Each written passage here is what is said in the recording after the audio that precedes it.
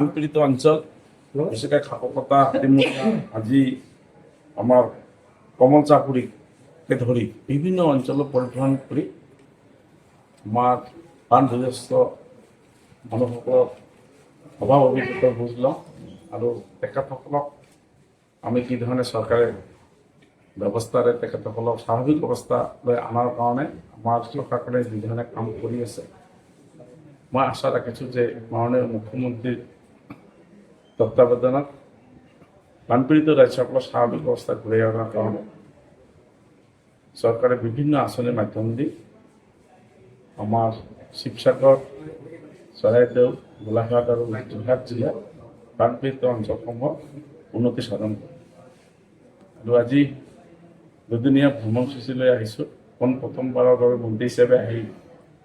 শিৱসাগৰ জিলাৰ ৰাইজৰ লগত মত বিনিময় কৰোঁ আৰু শিৱসাগৰ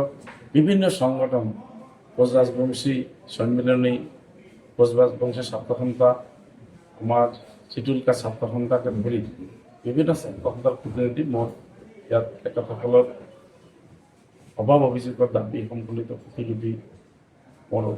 ওপৰত ন্যস্ত কৰা আৰু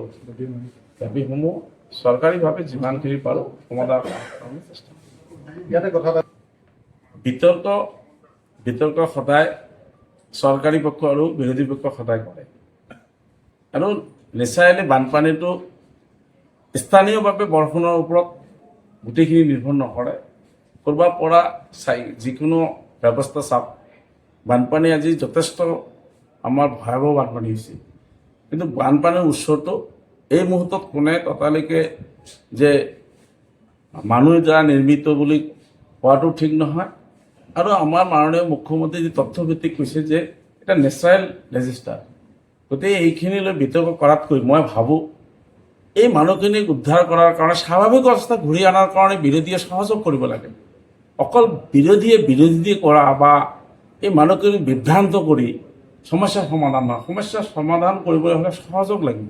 কাম কৰাৰ ইচ্ছা শক্তি লাগিব গতিকে মই সকলোকে কৈছোঁ এই মুহূৰ্তত বিতৰ্কৰ পৰা আমি আঁতৰি থাকি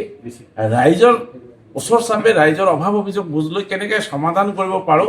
তাক চৰকাৰ আৰু জনসাধাৰণে একত্ৰিতভাৱে প্ৰচেষ্টা হাতত ল'ব লাগিব মই বিনম্ৰভাৱে অনুৰোধ কৰিছোঁ বিতৰ্ক এৰাই চলি সহযোগ কৰক আৰু আমি শিৱসাগৰ চৰাইদেউ যোৰহাট গোলাঘাট জিলাৰ যি বানপীড়িত অঞ্চলৰ মানুহখিনিৰ স্বাভাৱিক অৱস্থালৈ ঘূৰাই অনাৰ কাৰণে আমি চেষ্টা কৰিম আৰু এটা কথা আপুনি এই মুহূৰ্ততকৈ যে 1000 কোটি টকা লাগিব সেই মানে যিখিনি কামৰ আমাৰ দৰকাৰ আছে মই তৎকালে ক'ব নোৱাৰোঁ আপুনিও নোৱাৰে যে ইয়াত কিমান লেবাৰ লাগিব কি ধৰণৰ ইষ্টিমেট হ'ব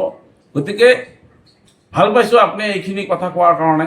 আমাৰ তৎকালে মেজাৰমেণ্ট লোৱাৰ কাৰণে বা মানুহখিনি সহায় কৰাৰ কাৰণে পুলিচক আমাৰ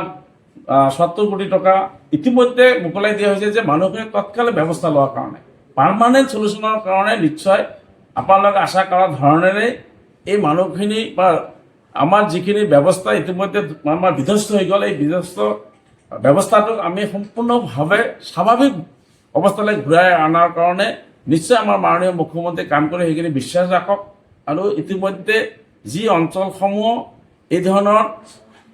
ঘটনা ঘটিছে বান বিধ্বস্ত অঞ্চলৰ ৰাস্তা ঘাট আজি বিধ্বস্ত হৈছে সেই অঞ্চলসমূহ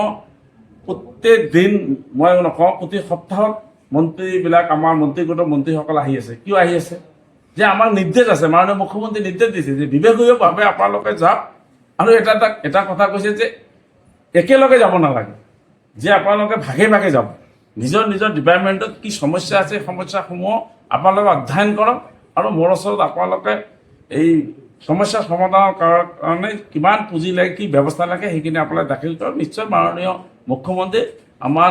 মাননীয় প্ৰধানমন্ত্ৰীৰ লগত আলোচনা কৰি অসমৰ ৰাইজ তথা বানপীড়িত অঞ্চলক স্বাভাৱিক অৱস্থা ঘূৰাই অনাৰ কাৰণে যিখিনি অৰ্থৰ প্ৰয়োজন নিশ্চয় তাতকৈ কম নিদিয়ে